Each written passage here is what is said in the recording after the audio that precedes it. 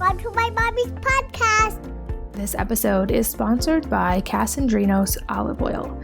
I love family-owned companies, and I love companies with a mission, and especially ones that are dedicated to making the highest quality products and supporting sustainable agriculture at the same time. And Casandrinos Olive Oil fits this bill. It is founded by an active duty Marine named Tony Casandrinos and his sister, and their family is from Greece, so their company is dedicated to creating the absolute highest quality olive oil with the most amazing flavor that is sourced from near their family homeland in Greece. With all of the controversy recently over some olive oils being adulterated or diluted with vegetable oils, they go above and beyond to test for purity. In fact, all of their oil is evaluated by 3 independent chemical analysis tests that are done by third-party labs. 2 of the tests are conducted in Europe before it ever makes it here, and another is conducted when it arrives in the United States. These tests confirm the freshness, the oleic acid levels, and that the olive oil is organic. Casandrinos uses cold press extraction to retain the beneficial properties, and they use Koroniki olives, which I hope I'm pronouncing correctly. These contain very high levels of polyphenols, the antioxidants found in plants, and these are the well-studied beneficial component of olive oil and why they're such an important part of the Mediterranean diet. Their olives are harvested within 50 kilometers of their family press in Laconia, Greece, and they are all non-GMO, USDA certified organic, and PGI certified. You can learn more and check out their delicious products by going to casandrinos.com/wellnessmama, and the code wellnessmama will save you 10% off your order. If that spelling's hard to catch, it's KASANDRINOS.com/wellnessmama. This podcast is sponsored by Organifi, my source for super high quality superfood powders that are often part of my meals, especially when I travel. They have green juice, their most popular drink that lets you incorporate farm fresh, gently dehydrated ingredients into your diet and lock in extra vitamins and antioxidants. All you have to do is add it to water and drink and let your body soak up the benefits. It tastes great, like mint, and it's my go-to for veggies in the morning. It's packed with chlorella, which is great for detox, spirulina, which is also great for detox and people also take for pain and inflammation. It has turmeric, mint, which is great for digestion, matcha green tea for energy, ashwagandha for stress balance, and a lot of other amazing ingredients. I also love their red juice, which is sweet and fruity. Some people compare it to even like Kool-Aid, but it's packed with antioxidant-rich superfoods like cordyceps for energy, reishi for detox and liver health, rhodiola, which is a secret weapon for athletes and boosts metabolism, plus an abundance of antioxidant-rich red berries that are low in sugar. It's designed to fight aging, improve energy and metabolism, and sharpen the mind, and I often drink it midday. And lastly, their gold drink is awesome at night. It's filled with turmeric, which is great for your skin, ginger, which is for your stomach or achy muscles, turkey tail, which is a superfood mushroom for immunity, coconut milk for healthy saturated fat, and cinnamon, which is great for blood sugar and tastes delicious. You can check out all of those and their protein powder by going to Organifi.com/wellnessmama and using the code wellness20 to save 20%. So again, that's Organifi, ORGANIFI.com/wellnessmama and the code wellness20 for 20% off. Hello, and welcome to the Wellness Mama podcast. I'm Katie from wellnessmama.com, and I'm here with Dr. Elizabeth Pearce, who is a psychologist, a childbirth educator, a doula like I am, and a mom of 3. Today, we are talking about birth and specifically how personality and other key factors can impact your overall birth experience and outcome. Dr. Elizabeth is the creator of the Pregnancy by Design Birth Profile Assessment and the Beyond the Birth Plan Childbirth course that helps women remain in control and navigate the twists and turns of labor regardless of what may unfold. Her focus is to educate women to have a more physiologic birth experience by taking a whole person approach to birth. And we're going to talk about that and what that means today. But Dr. Elizabeth, welcome and thanks for being here. Hi, thank you so much, Katie. I'm so happy to be here with you. I think this is such an important topic. I heard it said actually when I was pregnant with my first that birth is a woman's ultimate reality. And I didn't know what that meant until I actually gave birth to my first child. And now having had 6 births, all very different and challenging and wonderful and amazing in their own ways, I very much see what that means. And I'm sure any mom listening has those moments from her own birth experience, whether good, hopefully, or perhaps bad, that really have stuck with them. But I think that's the perfect place to start. So let's talk about why the birth experience is so important for women. We really have to start with that question, don't we? I think there is a perspective out there that says, well, as long as you end up with a healthy baby, as long as you have your baby and you get through to the other side, why does it really matter how you got there? But if you ask a woman who had a negative birth experience, they have a lot to say about that question. And if you ask a woman who has had a really positive birth experience, she has a lot to say about it too. So, I think at least on an individual level, we have to recognize that the birth experience matters a lot to the person who went through it. And then we can unpack that even more and look at what the research tells us about why the birth experience matters. Looking at what our statistics are like at this point in time related to birth outcomes, women overall are really not satisfied with their birth experience when you ask them. And I think that's a real tragedy. The latest statistic that I saw on maternal mortality was something like 50%.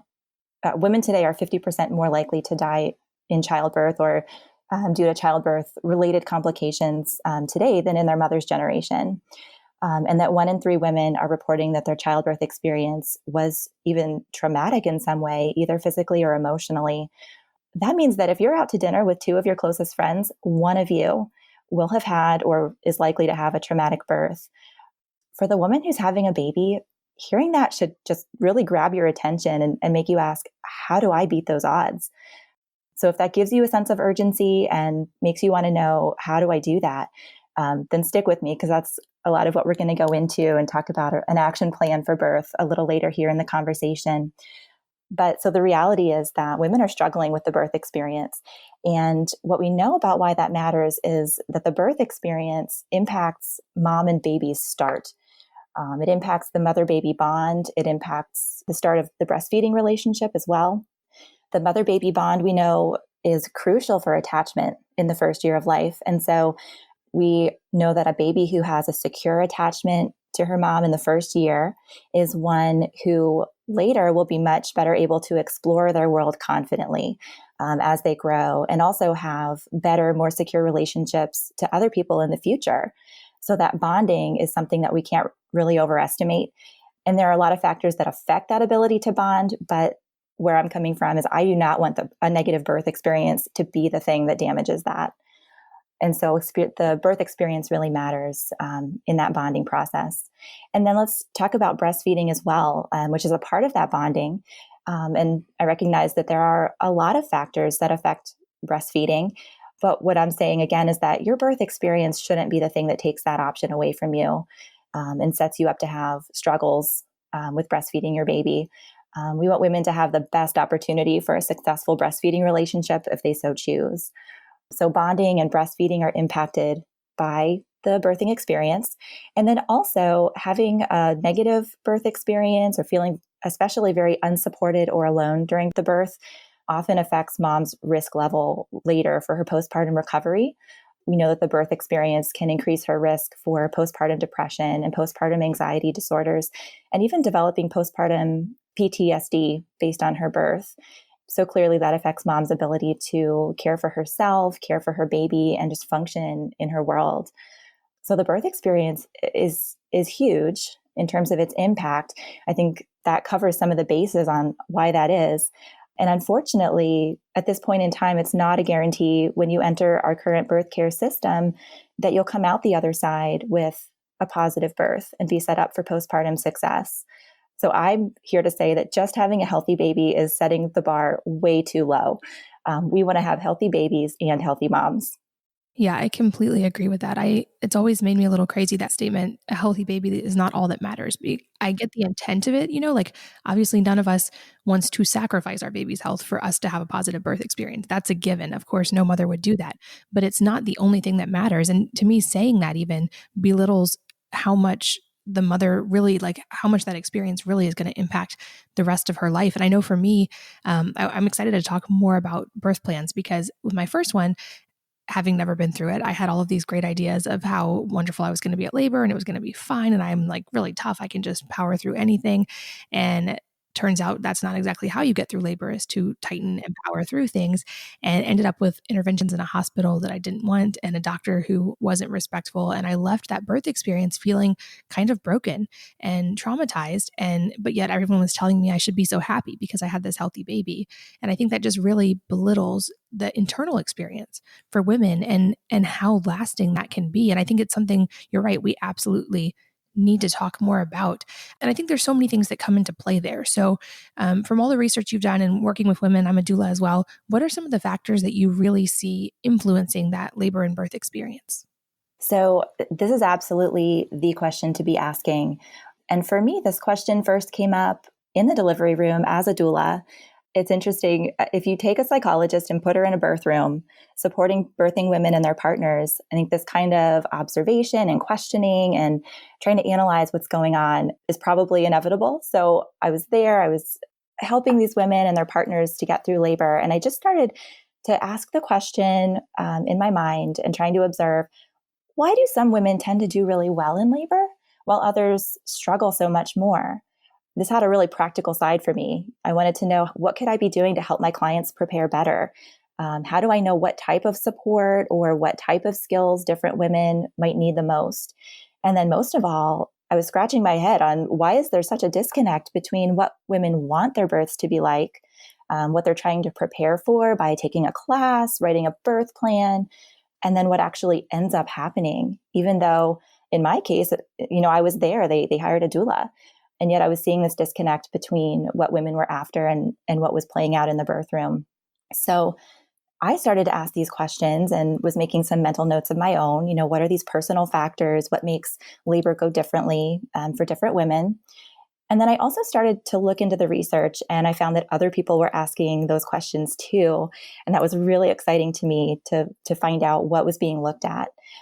And I'll share a little bit of that with you. But what happens when you look at the scholarly research is that there tends to be a lag between what researchers decide to study and then the time that it takes for that to distill down into practical applications to actually help people. So that is where my passion really lies. I'm very motivated to develop real tools to help women connect what we're finding in the research on what impacts birth, and help women actually uncover their personal factors. What is it for them that could affect their births, and then apply that insight to their labor preparation.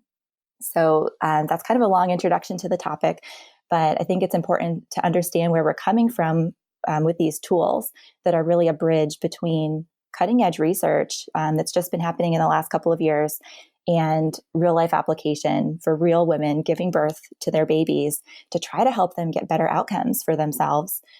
For me, it's really about empowering women to know themselves and then equip themselves to birth well, or at least better, in a broken system.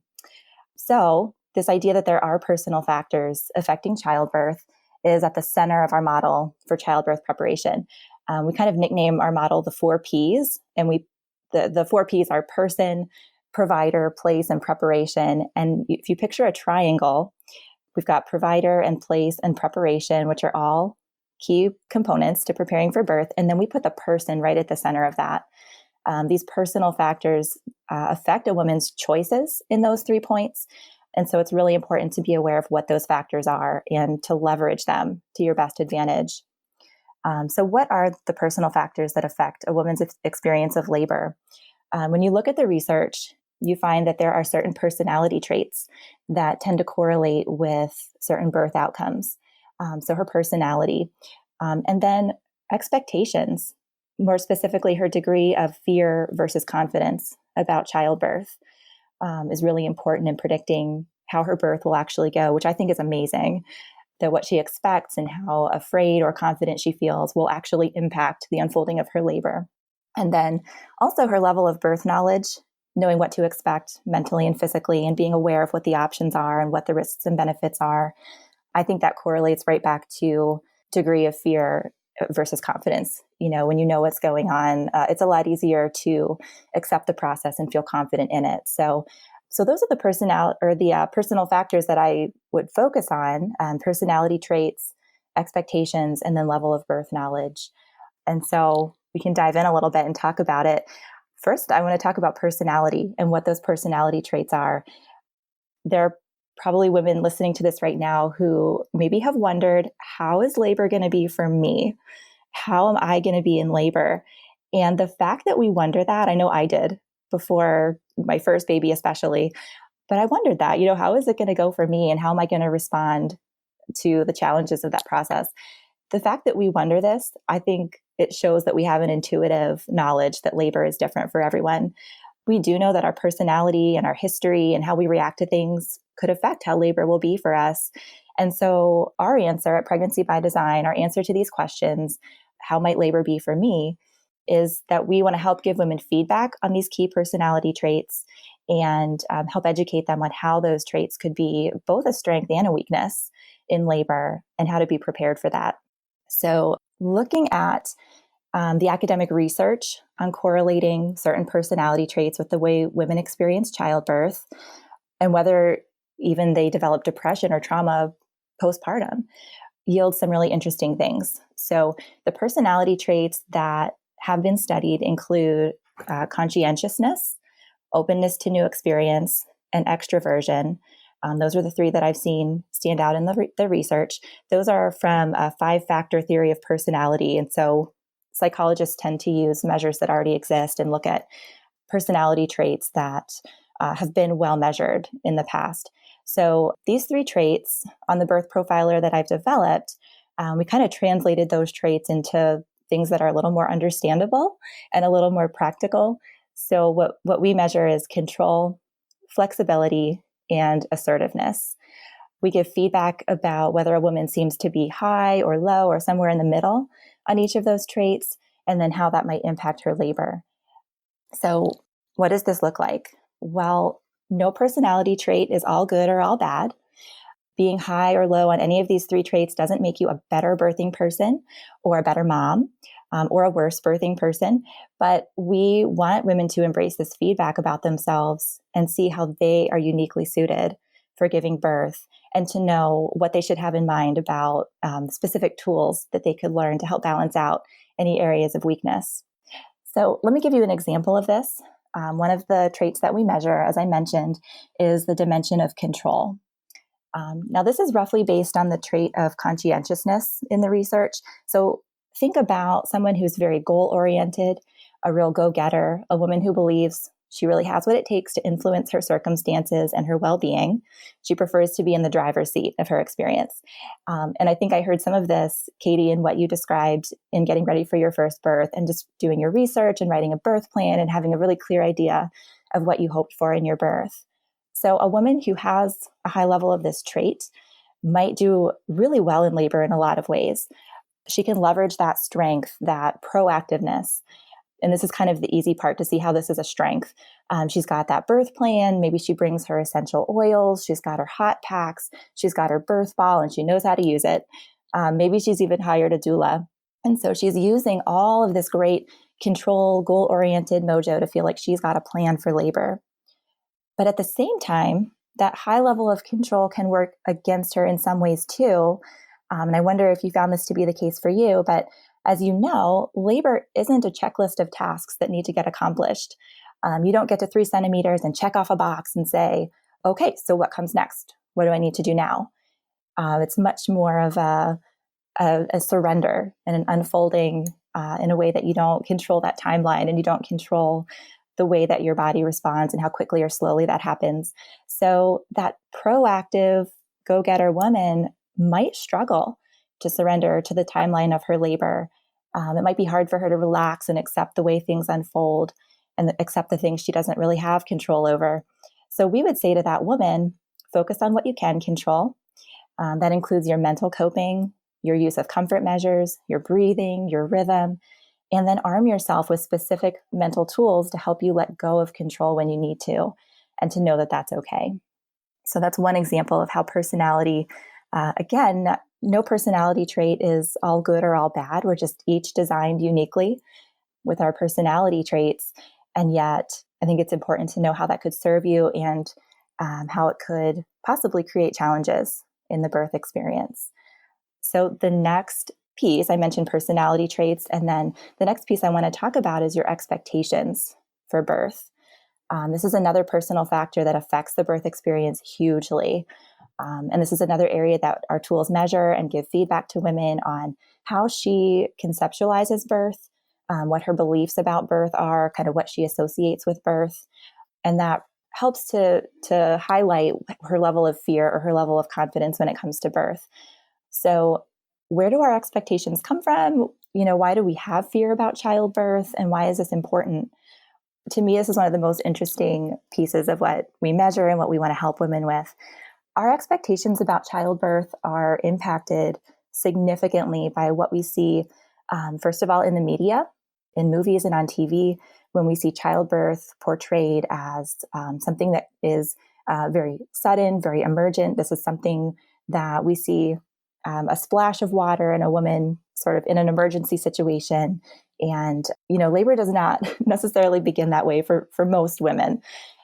So we have these expectations, though, that are shaped by that, and seeing certain images. And then also negative stories from family and friends. Isn't it amazing how when you get pregnant, birth stories just seem to come out of the woodwork? I know this was true for me. Family and friends just seem to love telling about their births. And sometimes those stories are really positive, but a lot of times you'll hear about how hard and how long somebody's labor was. I think that those women have good intentions. I think they have a motivation to feel heard and probably validated for the hard things they went through in their births. And so I don't blame them for wanting to share those stories, but the impact on the pregnant woman is what we're really looking at here. And what we hear about birth is really powerful in shaping how we think it will go for us too. So when you hear your mom tell about her births, or your sister or your friend, and say, I think especially if it was your mom or someone in your family, oh my goodness, my mom had to be induced and had a really long labor. And so, I have every reason to think it's going to go that way for me too. I think many of us can probably identify with that type of thought as we try to predict or guess how our birth might go. We all want to try to get our heads around the unknown, and try to predict it in some way. So we have our expectations shaped by, whatever we do have to go on, whether that's something we saw in a movie or on TV, or something we've heard from somebody close to us. And so why does this matter? Well, it turns out that your expectations, and especially your level of fear or nervousness, matter a lot. The research is showing that negative expectations tend to be linked to childbirth that is both physically and mentally complicated. The more anxious a woman is prior to birth, the more unpleasant childbirth might become, in what researchers have called sort of a self-fulfilling prophecy. So it's really interesting that the research is bearing this out. And I have a couple of guesses as to why this is, about the connection between expectations and especially fear, and then how birth goes. So there are two reasons for this.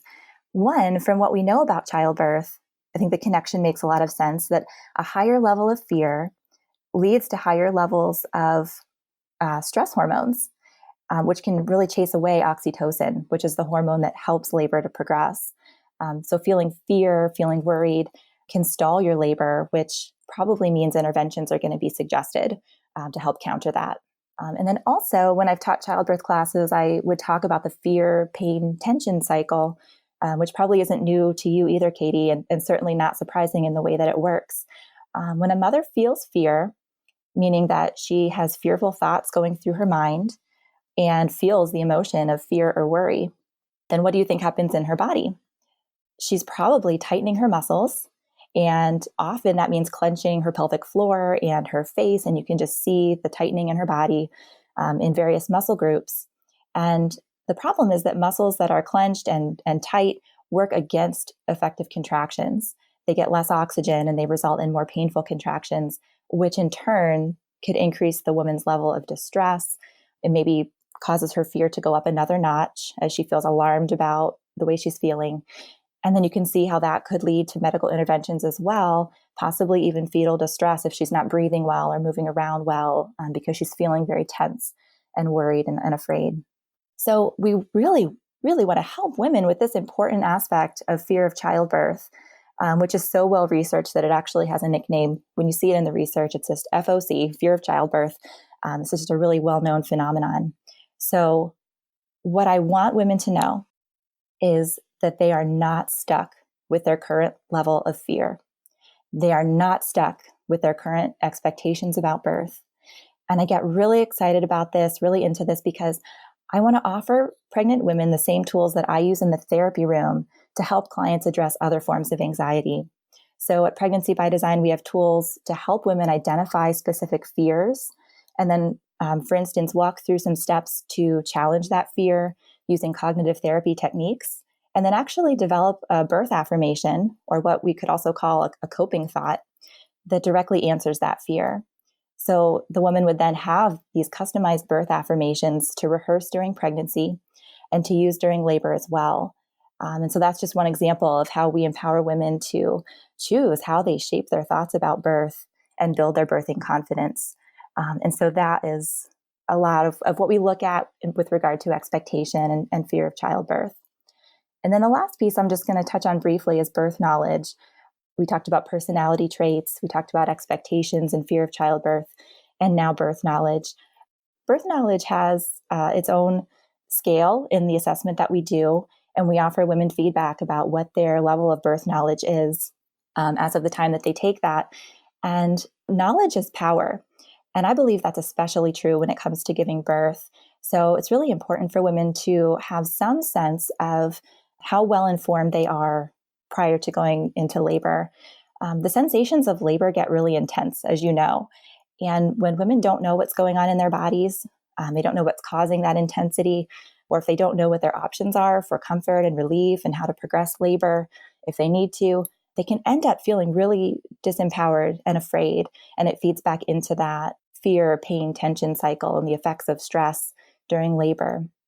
And so we give women feedback about what is your birth knowledge, your knowledge base right now, and then how would we guide you and direct you to get some really good evidence-based education and tools for increasing that, so that as labor unfolds for you, you have a really clear knowledge about what to expect and how to cope. So you have all of these personal factors, your personality, your expectations, and how much you know about birth, that when these things are all in place and you're aware of them and you have evidence-based knowledge and tools, then your choices with regard to your provider, your place, and the way that you prepare really can center around you as the person in light of what you know about yourself. So that, I think that is kind of the heart of what we are about at Pregnancy by Design, with helping women uncover and leverage these different personal factors about themselves. I love that. And so much of what you said definitely resonated with me. And just to speak to, especially the point of stories, I think you're right that, I've had that experience now 6 times. Every time you're pregnant, everyone from random people in the grocery store to every relative ever want to tell you their birth story. And it makes me think, especially now having been through it this many times, like how much is that really revealing of how those experiences are so transformative for us, that even it can be 30 years later and a woman can still have that need to tell her story and to feel heard. And so I often think, like, we also as a society, maybe not having the pregnant women be the recipients of those stories, but as women, we could support each other. I feel like that, like in that community and in that being able to tell those stories after the fact and to work through them, because there is that really strong, like just everything that sticks with you from that, even years and years and years later. I even remember my grandma telling me stories, like 60 years after her first pregnancy, and she still knew the details. So it just illustrates what you're saying of how truly pivotal in our lives those experiences can be, and why it's so important to really prepare for them. And I think I definitely will admit to the fact that I say I'm a control freak in recovery, but with my first, I was very much just a control freak, and I had every idea of how exactly it was going to go. And when it didn't go that way, I was mad, which is not a good state to be in when you're in labor. You hear the ancestral argument of, like, when you're afraid or angry, that's not a signal to your body that it's a safe place to give birth. And so I think you're right. That's one of those factors that we need to look at, and something really important to know about yourself and to be able to address and understand before you're then in this kind of intense experience. But you're right. After listening to what you said, I looked back on my own birth experiences, and I had one with my third where truly it was completely out of my control. I had placenta previa, they didn't catch it. And I actually did 100% need an emergency C-section to save my life and his. And I think if that had been my first birth experience, it would have been even tougher because I was so much in that control mindset. And truly, it was what it was. There was no alternative. But I'm glad I had had a couple birth experiences under my belt at that point to be able to mentally handle that one. And then I think how much even by my fifth and sixth pregnancies were both breech. With my fifth, she was breech, and I kept trying everything to turn her. And at 37 weeks, she still hadn't turned. And the midwives in the hospital told me, well, we can't let you deliver naturally. In the hospital, we can't let you. And at that point, I had that confidence that you talked about, plus birth knowledge, plus a lot of these factors, enough to be able to say, I trust my body. I know what's right for my body, and you're fired. And I found a new birth provider at 37 weeks, and I had a perfect, amazing home birth, and she was 10-10 APGAR, amazing. But I don't think I would have had that confidence earlier on because I didn't know those things about myself. So let's talk about how can we take this knowledge and take our understanding of ourselves and then translate it into a birth plan or a birth preparation that is more likely to go in our favor. Because you're right, there's obviously so many unexpected things that can happen. So how do we optimize for best case scenario? Great question. And that's really what women want to know. How do I take all of this and make it practical? How do I create a birth plan that is really going to help me and serve me during birth and be honored by my birth team? And I think, part of what we would say is that the background work is so important, knowing that as you write your birth plan, this is one way to do your preparation and exert some influence and some control over how you hope your birth will go. But then also giving women feedback on, how flexible are you as well? And being able to meet that level of control with also tools to help you be flexible, to say, you know what, I'm writing a birth plan, but what's more important than my birth plan is who I am as a woman and my ability to follow the twists and turns of labor and give my baby the birth that he or she needs. And so viewing the birth plan as a good starting point and a way to do research and hopefully set yourself on the path that lines up with your values and your preferences, but then being able to view it as a tool and not the end all be all that, if we don't achieve the birth that was there on the birth plan, it's not a failure. What it actually is you being strong enough and flexible enough to give your baby the birth that they truly need. And so we do want to help women write a great birth plan. We do that inner work. We give women feedback about the personality factors that affect maybe what their birth plan should look like. But let's take a look at a couple of really common pitfalls, a couple of reasons why women sometimes end up feeling like their birth plan got thrown out the window. So we'll look at these reasons and then what we might suggest as possible solutions to that. So number one, a woman can write a great birth plan and then walk into a place that is not set up for that birth plan to succeed. She might be in labor and be working with a provider who doesn't normally do the things on her birth plan. And women don't realize that could really be a hindrance to having that birth plan be honored and successful. So if your birth provider or the place where you're giving birth usually does birth a different way from what you've written on your birth plan, then it's kind of like walking into a burger joint and ordering a cheese souffle. The chef might have never made one or even really seen one in his training. And so you're not likely to get a good one, even if they're willing to try to make one. So unfortunately, it can be like that with many providers, especially obstetricians around normal birth. They are well trained medically. They're well trained to spot problems. They're trained in surgery, but they may not have attended many normal physiologic births.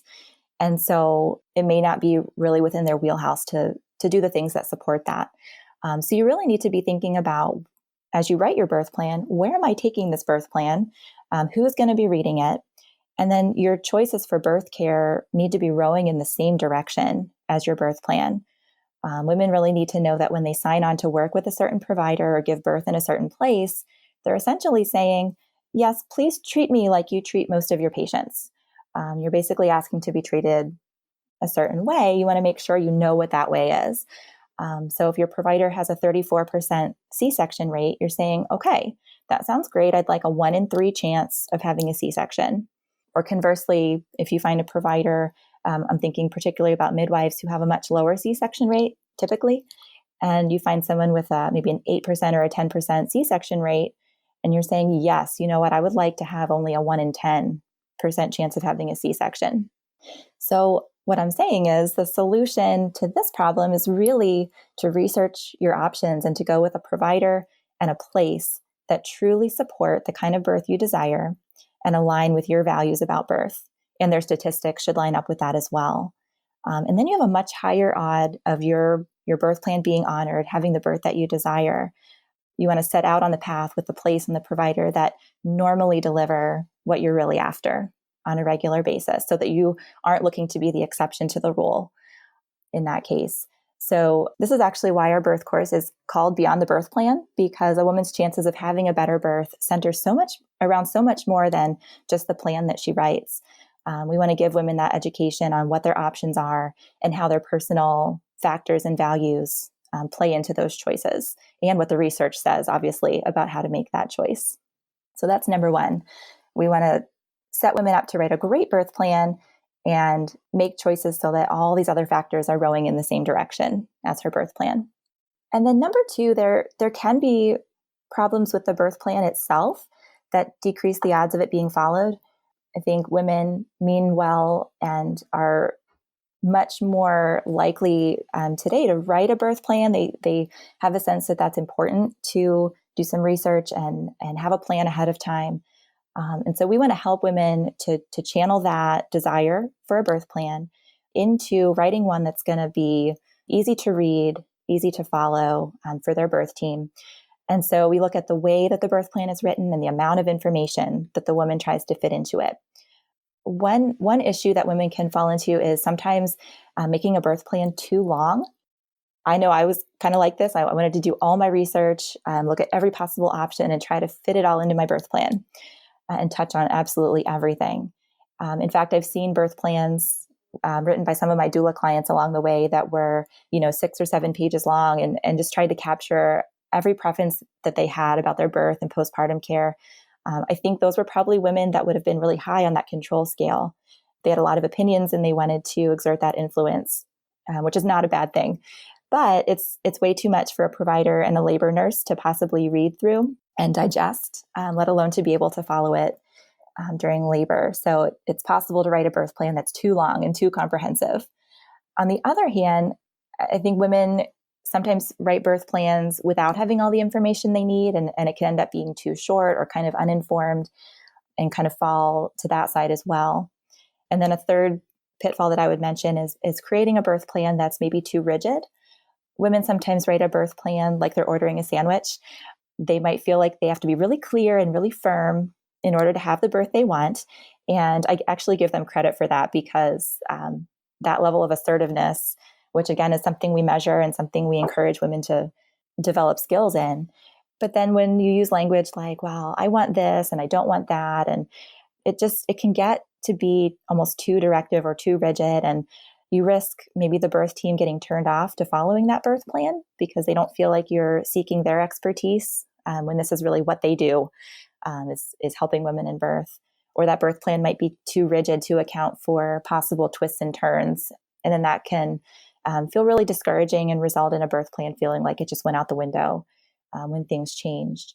A birth plan could be too long, it could be too short, it could be too rigid. So there are all these ways that a birth plan could fall into one of these pitfalls. And so what we do is we have a model of writing a birth plan that really helps women to avoid these pitfalls. We think it's really important for women to think through birth planning comprehensively. We want women to do all that research and have tons of evidence-based knowledge, but still have a readable, short birth plan for their birth team to use. So the way that we do that is we split the birth planning into 2 components, and we give women a full, I think it's 6 or 7 page action plan to help them outline all of their plans and all of their wishes for early labor, active labor, all the way through. And we have a free guide that they can fill out and develop that action plan and have it ready to go. It has you thinking about all these areas, your personal factors. It has places to research your birthplace and your provider and develop your preparation. And your scores from the birth profiler can plug right into that. So it's really comprehensive. It's going to help all of those really high control women to feel like they've covered their bases. It's everything you need to consider. But then the second component is that we encourage and guide women through distilling those wishes down into a 1-page birth plan that introduces you, makes you a real person to your birth team, and then shares the top priorities for birth that you need your birth team to know. So it's kind of the best of both worlds, and it incorporates an emphasis on those personal factors that really help you customize your birth plan, and at the same time, maximize the chances that your birth team is going to read through that one page and resonate with it and be able to really honor it for you. Yeah, I think that's so important, being able to capture kind of the essence of it versus, because truly labor and delivery nurses are incredibly busy and they probably don't have time to read a 7-page birth plan, nor does a doctor. And the goal really is not to micromanage every scenario, but to be able to have them on your team and to have that essence captured so that if something changes or if there's an adjustment that has to happen in labor, they know what direction you're going to want to take that without you having to fight for it. Because I know I've had experiences where I felt like I was going to have to fight for different things in labor. And that's a really, really terrible time to feel like you have to fight for something, for sure. This episode is sponsored by Casandrinos Olive Oil. I love family-owned companies, and I love companies with a mission, and especially ones that are dedicated to making the highest quality products and supporting sustainable agriculture at the same time. And Casandrinos Olive Oil fits this bill. It is founded by an active duty Marine named Tony Casandrinos and his sister, and their family is from Greece, so their company is dedicated to creating the absolute highest quality olive oil with the most amazing flavor that is sourced from near their family homeland in Greece. With all of the controversy recently over some olive oils being adulterated or diluted with vegetable oils, they go above and beyond to test for purity. In fact, all of their oil is evaluated by 3 independent chemical analysis tests that are done by third-party labs. 2 of the tests are conducted in Europe before it ever makes it here, and another is conducted when it arrives in the United States. These tests confirm the freshness, the oleic acid levels, and that the olive oil is organic. Casandrinos uses cold press extraction to retain the beneficial properties, and they use Koroniki olives, which I hope I'm pronouncing correctly. These contain very high levels of polyphenols, the antioxidants found in plants, and these are the well-studied beneficial component of olive oil and why they're such an important part of the Mediterranean diet.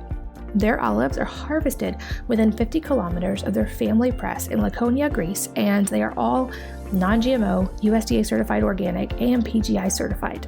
You can learn more and check out their delicious products by going to casandrinos.com/wellnessmama, and the code wellnessmama will save you 10% off your order.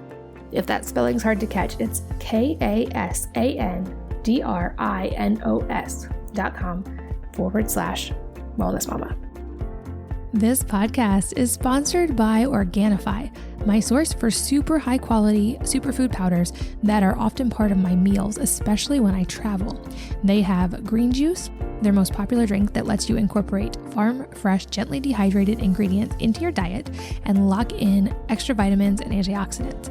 All you have to do is add it to water and drink and let your body soak up the benefits. It tastes great, like mint, and it's my go-to for veggies in the morning. It's packed with chlorella, which is great for detox, spirulina, which is also great for detox and people also take for pain and inflammation. It has turmeric, mint, which is great for digestion, matcha green tea for energy, ashwagandha for stress balance, and a lot of other amazing ingredients. I also love their red juice, which is sweet and fruity. Some people compare it to even like Kool-Aid, but it's packed with antioxidant-rich superfoods like cordyceps for energy, reishi for detox and liver health, rhodiola, which is a secret weapon for athletes and boosts metabolism, plus an abundance of antioxidant-rich red berries that are low in sugar.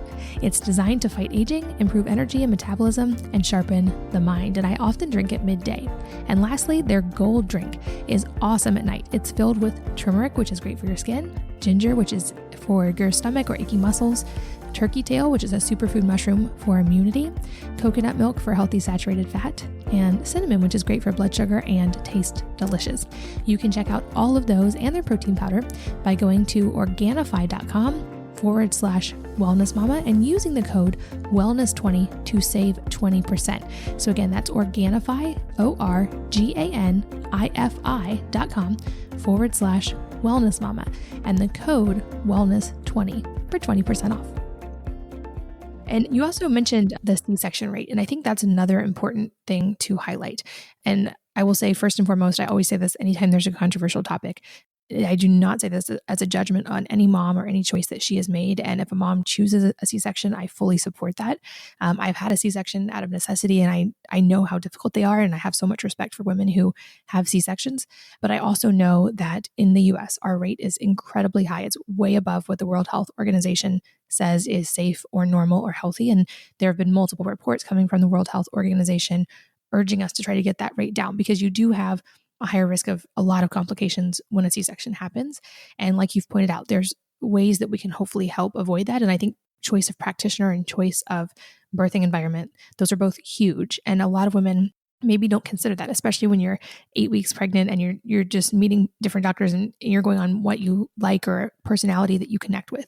That's important too. But I think a lot of women maybe don't even know to ask that question or to really delve into that statistic, or they'll ask questions like, maybe we can talk about this. How do you screen to find the best doctor and birth environment? Because I know early on, my doctor actually had a 1 in 3 C-section rate. And I didn't know that because the questions I asked were questions like, I want to have a natural birth. Am I going to be able to do that? Are you okay with that?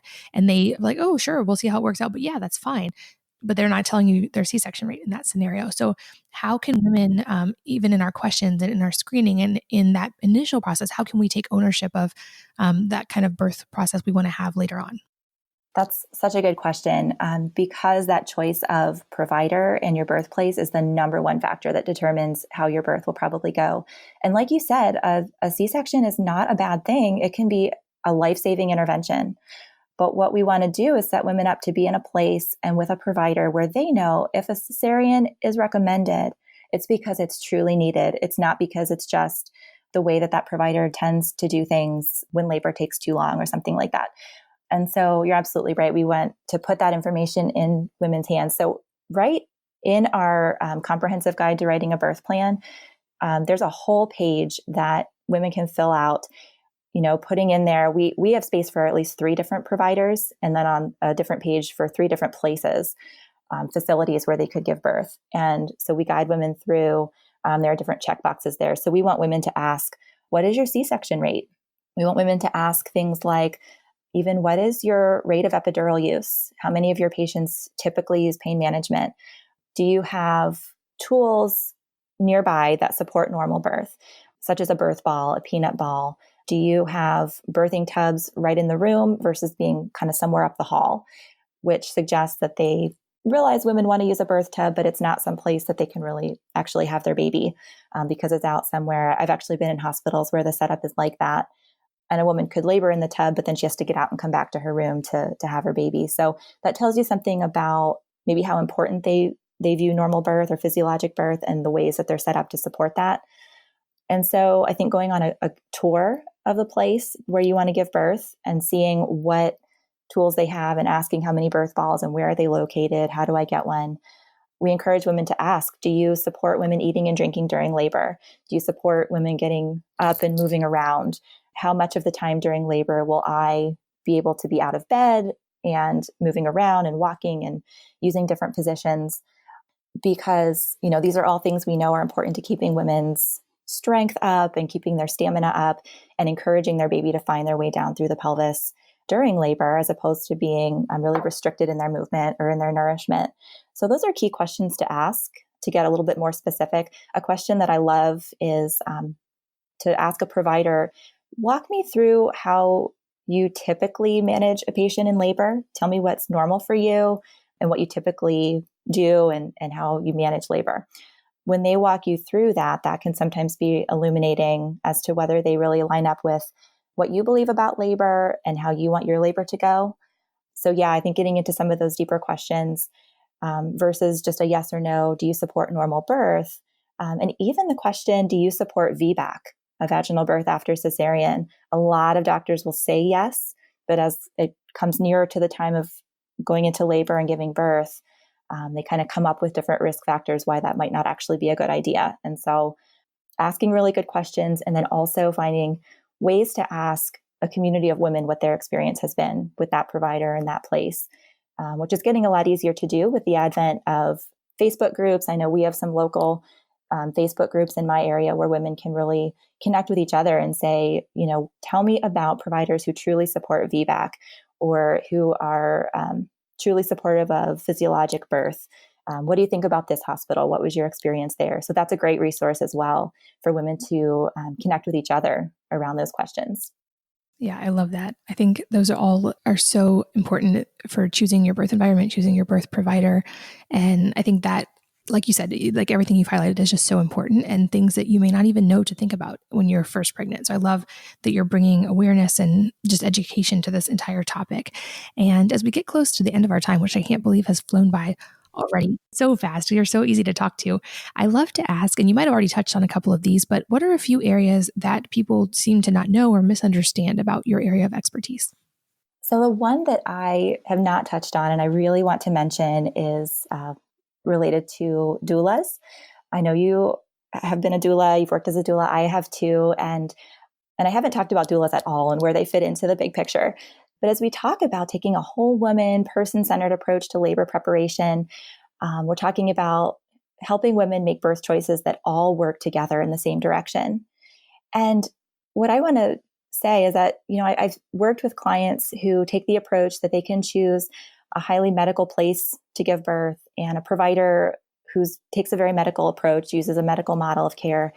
But then if they hire a doula, that'll kind of take care of things. It's like a doula is their insurance policy to help them have a natural birth despite these other factors working against them. And so what I really want to say is that a doula, as you know, I mean, we work a lot of magic for women and their partners, but we really aren't a magic wand. We can't overcome a system if it's working against you. And so as a doula, I can't tell you how many other doulas I've talked to as well who find themselves feeling frustrated about how limited we can feel in certain places or with certain providers. And we can do everything that we can and advocate for our clients and help them to ask good questions so that they can give informed consent. But I think it would be better for women to consider, if I am envisioning the kind of birth where a doula is going to serve me and help me have the birth that I want, let me also set up these other factors like where we're going to be and who we're going to be working with to all row in the same direction and all work in harmony.